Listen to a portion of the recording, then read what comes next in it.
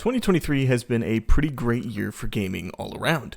Whether you're looking to get lost for hours in a deep RPG, or you're just looking for an adventure to complete in a weekend, 2023 has you covered. That being said, playing every good title that released this year, or any year for that matter, would be insane for a single person.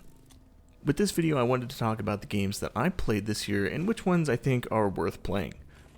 First up, we have Hi-Fi Rush. This game came out of nowhere and honestly kind of blew me away. This is hyper-distilled gaming at its best. There's not a ton wrong with this game unless you want to get really nitpicky. The art style captures the Saturday morning cartoons beautifully. The story is a wholesome friendship rules kind of thing. The only caveat of this game is its core. It's a rhythm-based Devil May Cry. Some people are going to love it, others aren't going to like it at all. I was worried before I got into this game, but it does a great job of assisting you throughout. Notes can be slightly off, or even sometimes a whole beat off in a combo, and the game will work with you elegantly. It's not a punishing game, and truly seems designed with fun first, challenge second. It's not an easy game, but it's not so difficult it becomes unfun. It's a great game, and I highly recommend it.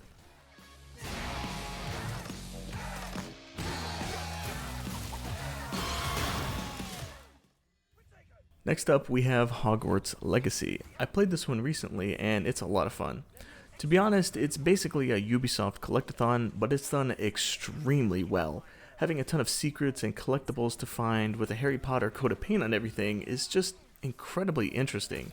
And each collectible and activity has fun rewards tied to them, making you feel like your time is well spent just walking around and enjoying the world.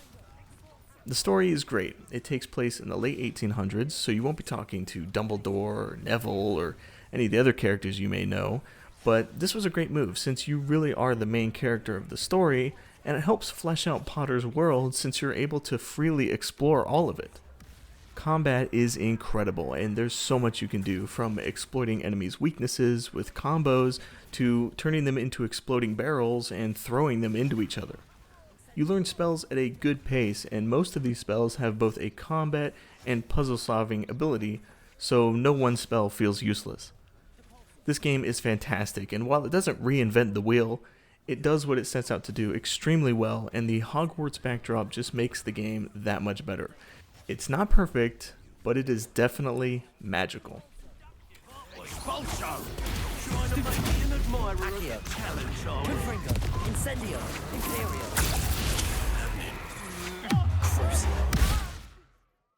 Okay, so I'll try to keep this next one brief because I could seriously talk about this all day. Destiny 2 Lightfall. This was the yearly expansion for Destiny in 2023, and at the time of writing this script, it has what Steam calls mostly negative reviews, sitting at only 31% of all reviews for this expansion being positive. So clearly I'm in the minority here when I say that I thought Lightfall was pretty decent. It's another Destiny expansion, meaning that it adds more missions, weapons, and this time it adds a new subclass, Strand. Strand is definitely the highlight of the expansion, with the new abilities being totally awesome, and they've quickly become some of my favorite to use in the entire game. From suspending enemies to make them easy targets for you and your teammates, to flying at 100 miles an hour to pile drive that one drag that looked at you funny, it's so much fun. The missions in Lightfall are pretty good as well. They see you rooting around Neomuna, which is a cyberpunk city on Neptune, looking for things to blow up. The story leaves some to be desired, but apart from a couple of expansions, that's pretty standard for Destiny.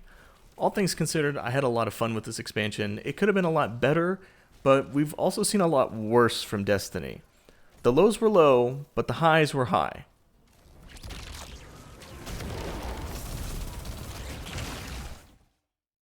Next up, we have the RPG to end all RPGs, Baldur's Gate 3.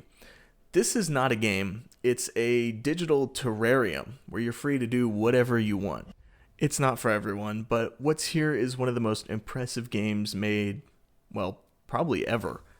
In the first 5 minutes of the game, you're making choices that impact your experience, and I'm not saying changes to the ending cutscene. I'm talking about things that impact how your game evolves as you move from act to act.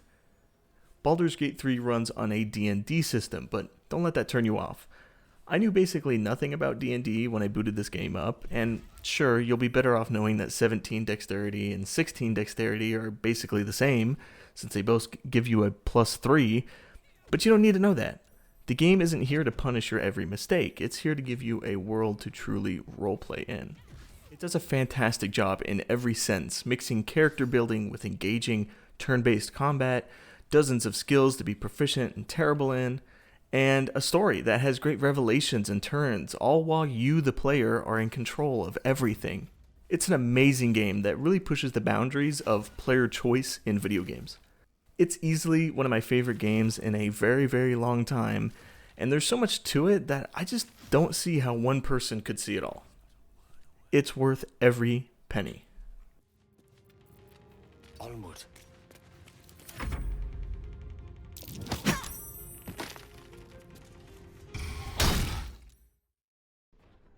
Warhammer Boltgun came out this year, and I knew I had to get it. It's a boomer shooter, and I love a good boomer shooter. And this one was good. I hesitate to say it was great, but it was definitely well made. I probably had too much fun insulting my enemies and firing all sorts of oversized weaponry to mince all who stood in my way. The gunplay feels great, and the enemies do tend to take a little longer to kill than I'd like, but it was still fun to lay into them regardless. I couldn't help but feel that the game was a bit long, though. After about the first 4 or 5 hours, you've pretty much seen it all, and there's no surprises or upgrades left to get. Pair this with the sometimes confusing level layout with no map, and Boltgun can sometimes feel more frustrating than it's worth. This is by no means a bad game, but it's certainly not one that I would suggest over my next game.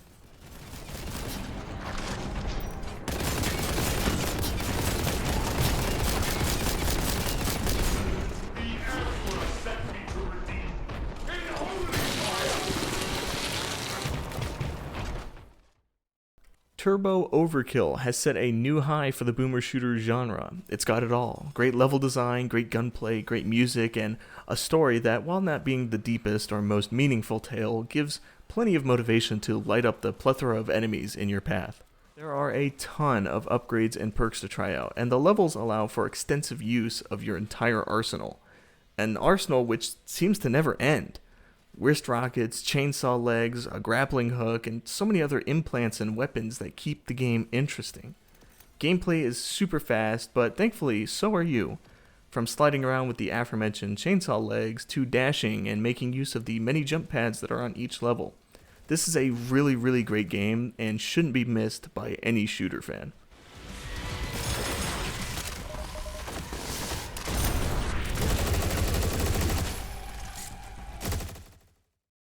Chronicon saw the release of its Mechanist DLC this year, so I decided to give it a try. For those looking for a Diablo alternative, look no further. Chronicon has all the great aspects of the ARPG genre, while also minimizing pretty much everything else. There's not much in the way of story or characters, and dialogue is limited to small lines of explanation and some humor. Don't let its pixelated look fool you though. What Chronicon offers is nothing short of build crafting heaven. Each character has a labyrinth of skill choices and nodes to unlock, and the gear is some of the best and most powerful I've seen in a game like this. Everything has a synergy in Chronicon, and it's incredibly addicting once you start seeing some of them. Pairing this skill with that item, or smashing two insanely powerful items together to really pull a build together, it's all here, and it works wonderfully without anything being totally overwhelming.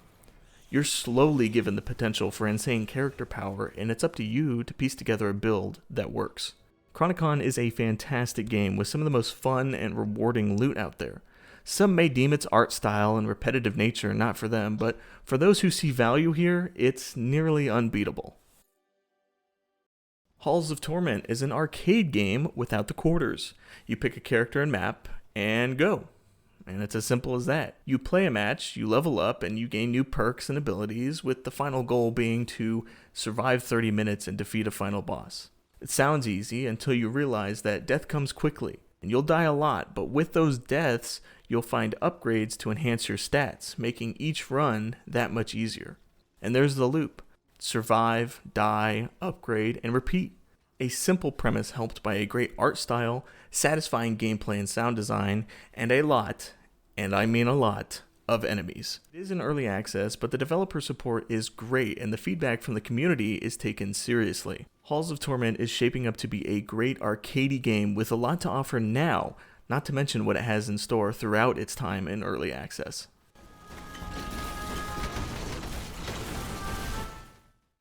Laika, Age Through Blood, is a Metroidvania with a twist. You drive a dirt bike through the whole game. A simple premise with some smart design choices to help elevate the experience. It even has some parallels to Zelda, seeing you rip through the open wasteland most of the game, but then having more condensed, dungeon-like regions as well. These help contrast the open wastelands as you'll be carefully navigating your bike through dungeons, solving small puzzles, while in the open world, you'll be hot-dogging off ramps and dunes, trying to get that one extra flip in your next jump. These flips aren't just for show though. They have a very important gameplay application as well. Backflips will reload your weapon, whereas front flips will recharge your parry, allowing you to kick enemy projectiles right back at them.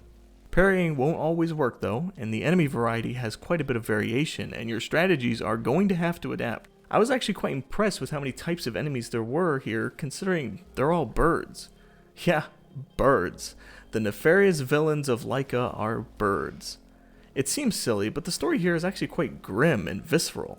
It's one best experienced yourself, and it's hard to say much without spoiling even something small, but just know that the story here was interesting, and the characters made me actually want to solve their problems, even if the actual gameplay reward wasn't very much. I was very impressed by Laika. It has a great art style, and the gameplay was a lot of fun and a fresh take on the Metroidvania genre.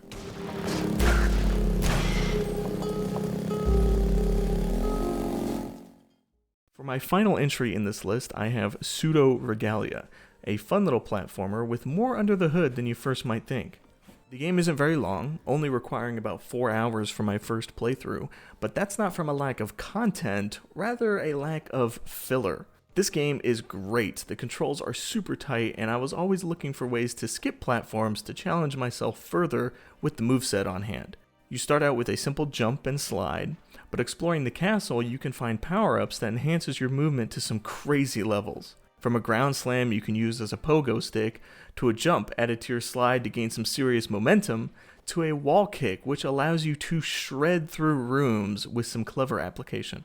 The world itself has some serious atmosphere as well. It's got a PS1, Nintendo 64 style to everything, and it comes with all the charm you'd expect. It's a great time, and when I finished it, it immediately made me want to jump back in and do it all again.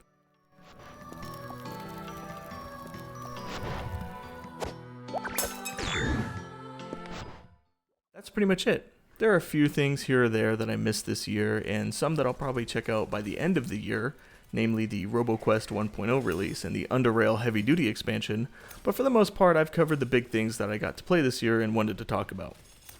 2023 has been a hefty year with a lot of big names being released, but I just really want to know, Silksong when?